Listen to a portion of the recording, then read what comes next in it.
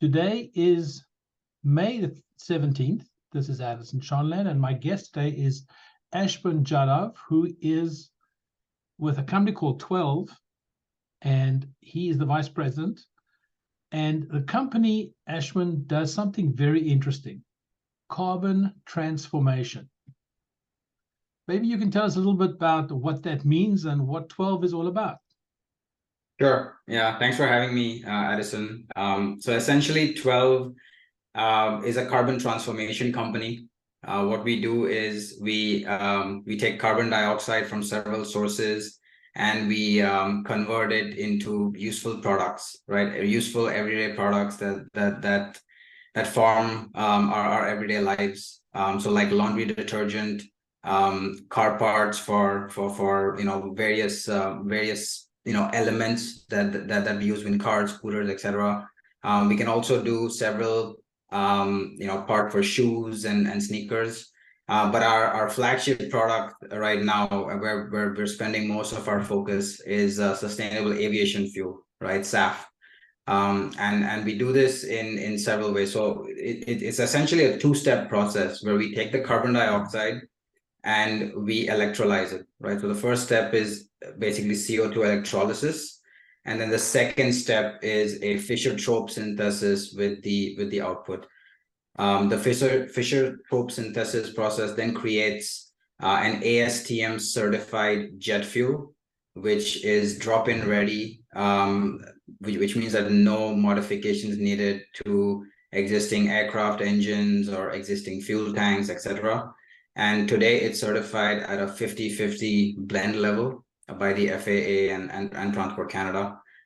So that's essentially what we do. We take carbon dioxide and we transform it into various products. So this Fischer-Tropsch process goes back to World War II, and the biggest people using this is Sasol in South Africa. Am I right? Correct. Yeah, and the reason we chose the Fischer-Tropsch process is because there's been so much learning over the past century, essentially, right, on that process. So there's various ways to extract the best practices. And I think one of the biggest reasons for us in choosing the Fischer-Tropsch was that the final product is already certified because of the pathway. And that's critical today in aviation. To have a product that's already certified, that's ready to use, basically means that you can go to market quicker, and you have the ability to scale up much faster in this growing demand. The plant where all this is taking place, where is that located? So we have a lab in Berkeley, California currently, and we've recently actually gotten together a pilot plant in Alameda, California, where our core technology is actually being put together, right? So that's already functional. Our first full-scale facility where we'll actually produce the fuel will be in Washington State, and that will supply Alaska Airlines in 2024. So we're very excited about the first fuel that will be produced from that plant that will be delivered to Alaska Airlines roughly at the beginning of next year. And can you tell us how much fuel you'll be delivering to them you deliver it daily, weekly? How you plan to deliver it? Right. So the way the deal, I'm not going to disclose specifics, but the way the deal is structured with them is, it's a lump sum. So there's a large volume, few thousands of gallons that will be delivered over the course of 2024, and we can choose to either scale up gradually or deliver it in batches, right? Consistent batches. I think this gives us a bit of flexibility from a cost standpoint and from a scale-up standpoint, and that's why we're very happy to partner with them, and they've given us a lot of flexibility as well. Yeah, Alaska recently started getting involved with hydrogen power on the turboprop project they're doing. So it's clearly the airline is being very progressive in moving towards greener fuels. Can you tell us where your feedstock is coming from for this factory? Right. So for our process, we focus on only biogenic carbon dioxide sources. So we focus on sources like corn ethanol plants, biogas facilities, pulp and paper factories, etc., where the concentration of the carbon dioxide is very specific. So for this specific plant in Washington State, we'll be using a corn ethanol plant, and we'll be co-located directly next to the corn ethanol plant, and we'll be using the point source emissions coming out of that plant into our upstream process. What is the efficiency ratio between, let's say, a gallon comes in, or whatever volume number we use, what percentage of that volume gets turned into SAF? Right. So it's anywhere between 3 to 1 to 1 to 1, right? As we work with different concentrations of the carbon dioxide, as we work with different capacities of electricity sources as well, these ratios change. We're also actually using 10% of the plant will be direct air capture. So the carbon dioxide will be tested using direct air capture as well. And as you know, that's a bit more expensive on a per ton basis, as well as the concentrations differ. So that's why the ratios kind of will vary at the beginning of this process. But eventually, as direct air capture becomes more cost effective and we have the ability to scale up, we would want there to be more direct air capture use, because that gives us the ability to not be co-located with some of these plants anymore, and then we have a bit more freedom to move around the country. So did I understand you right? You might start at a 3 to 1, but you'll be working towards 1 to 1. Absolutely, yeah. We're going to do everything it takes to get to a maximum efficiency, not just in the capture process, but in the conversion process, like you said. We want to be able to make sure that we're using as much carbon dioxide as possible and producing as much fuel with the resultant process as possible. And the plant that you're developing in Washington, which is, I suppose, directed at Alaska, how much can you scale that factory? Right. So we'll start off at roughly 5 barrels a day and scale up all the way to 50 to 100 barrels a day. I think the scale up is essentially a factor of the rate of capture of the carbon dioxide combined with the electricity grid at the end of the day, because we're in a power to liquids market. So the more efficient the renewable electricity grid, the more we can scale up. So as of now in Washington State, we're looking at least producing several hundreds of thousands of gallons at maximum capacity per year. And then in future plants that we're already in discussions with, we'll be able to go upwards of 10 million gallons a year. That's interesting. Now, do you plan to put these plants near airports going forward? How do you envision scaling your supply? Right. So it's all about balance at the end of the day. And I think right now, with airlines being so cost sensitive, I think we're going to find the right balance from a cost perspective first. So as we see things moving forward, I think we prefer to be co-located with the carbon dioxide sources and the electricity grids, and then supply the actual E-jet via pipeline to the airport. So we don't have this necessity to be co-located with the airports themselves. We'll find efficient ways to deliver the product after blending. Does 12 have any location, any facility in the Montreal area? No, not yet. And I'm really trying to get them to look at Canada as a whole. But I think it also depends on the incentives that are offered by the federal and provincial governments.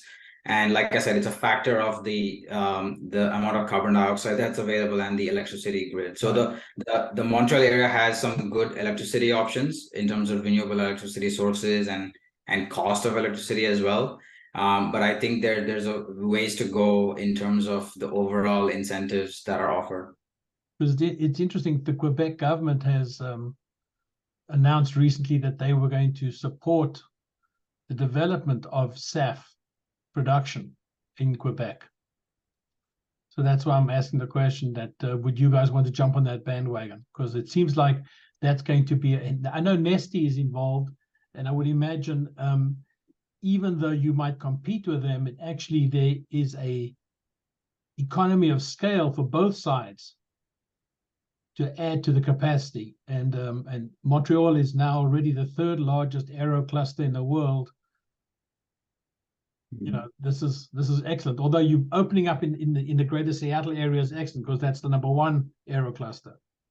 Yeah, exactly. Yeah. So we are looking at various options across North America, and I think it's not only a function of the production incentives that are offered, but also on the supply and demand side, right? Because obviously there's major airlines flying in and out of the Montreal area, but at the same time, what we get in the United States via the IRA plus a lot of the low carbon tax incentives that each of the states have is far more superior today than what Canada is offering, for instance. So I think as and when the economics make sense, we would definitely look at various partnerships, various production plants in Canada. Okay, just to step back from 12 for a moment, just to like the bigger picture. We consistently hear that the global SAF production is pathetically small compared to the demand for fuel. How does this industry plan to scale to provide even 10% of what the global airlines need? Right. So it's definitely a big challenge, and it's one that the industry is, I think, very willing to tackle. So there's several things that have to happen in order for the scale up to be as efficient as the entire industry wants it to be. One of those is that there have to be the right incentive structures, simply because we're embarking into new areas, into new technologies where there's very high capital expenditure, right?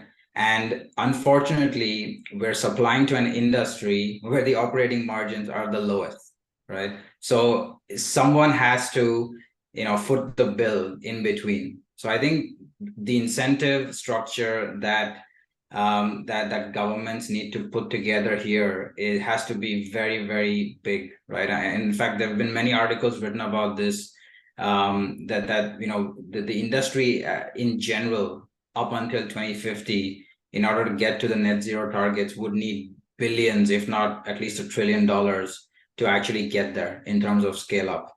Now, the positive thing that we see in the power to liquids market is that there's a few factors that limit your scale up, right? And we don't necessarily have those limitations. So the first factor is the feedstock, the availability of the feedstock itself. And when you look at other pathways, whether it's solid waste or cooking oil or some others, there's always going to be a limited supply of that feedstock, even as you try to scale up. For us, the feedstock is carbon dioxide, and we know that there's an abundance of carbon dioxide in the atmosphere. So that doesn't necessarily limit us. So we know that our feedstock is abundant and we're never going to run out of it. Then the next factor is the actual cost of scale up, which is where the industry, is facing a lot of headwind. Now, in that case, our cost of scale up is closely tied to the availability of the feedstock and electricity. Essentially, those are the only two key components that we need.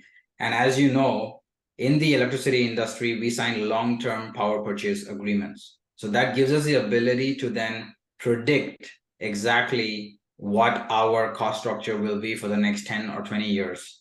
And that allows us to then cost control a bit more so that we can scale up to larger quantities. And then that, combined with the cost of material and economies of scale, gives us the ability to, scale up at the right economic factors, right?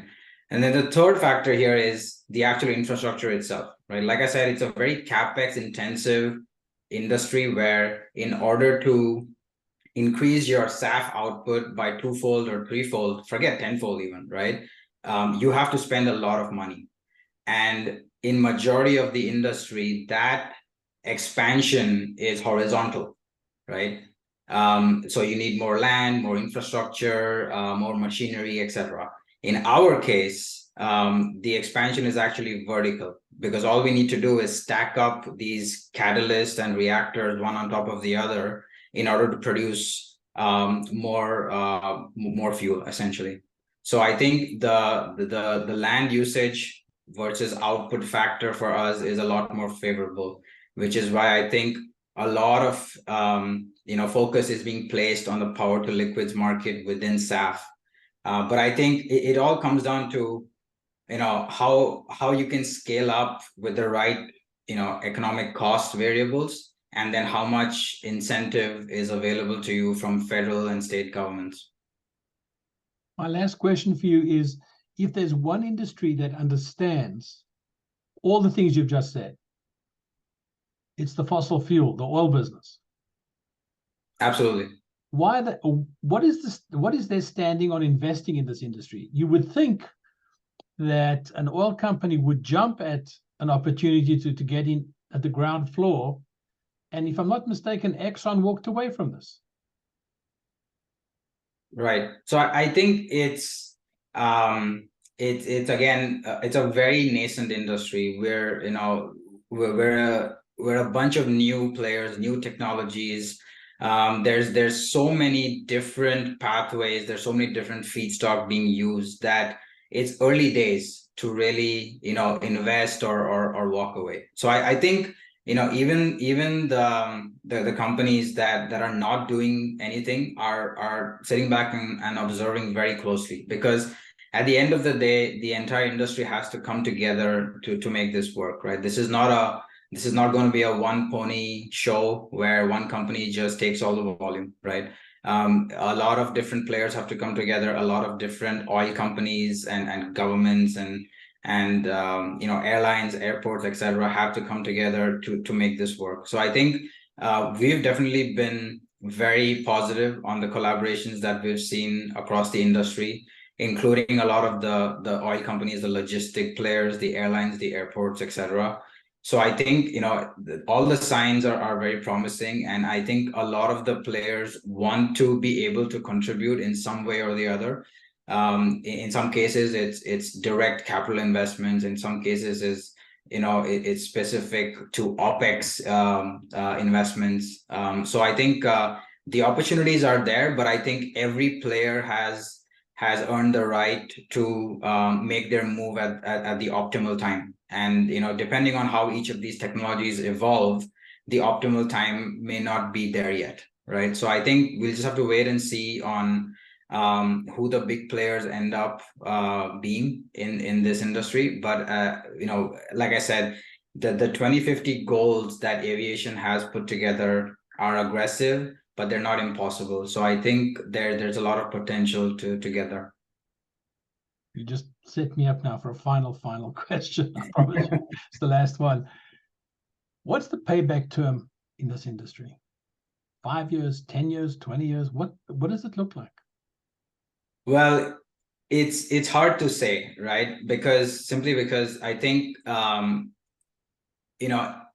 lot of the technologies have never been really tried out before. So there's the theoretical aspect, and then there's while you're doing it, you find out that you're literally changing a tire while you're on the freeway, right? So I think in theory, the payback period looks like any other business. It looks favorable if you have the right investment and the right technology, and you have the right partners and customers. The payback period looks very favorable. But I say that with a pinch of salt, where we're entering a space where we've never really done this before at the velocity that we need to do it, right? So there could be a plus minus 5 year to that payback period very easily. It also really depends on how the market evolves, right? There's how the oil price evolves versus the jet air fuel price versus government incentives, and I would also include carbon tax into that mix, right? As governments use the carrot versus stick approach, the economics of this entire industry shift, and that shift in the economics either can improve or not, right? The payback period, the ROI, and the IRR. So I think Again, it's at the risk of repeating myself, it's early days. Once we start producing next year, we'll have a better idea of how things are going. But like I said, the IRA and government incentives have brought us much closer to where we want to be, and have given us that additional impetus to really scale up at the rate that the industry needs us to. Thank you so much for speaking with me, Joe. Thanks.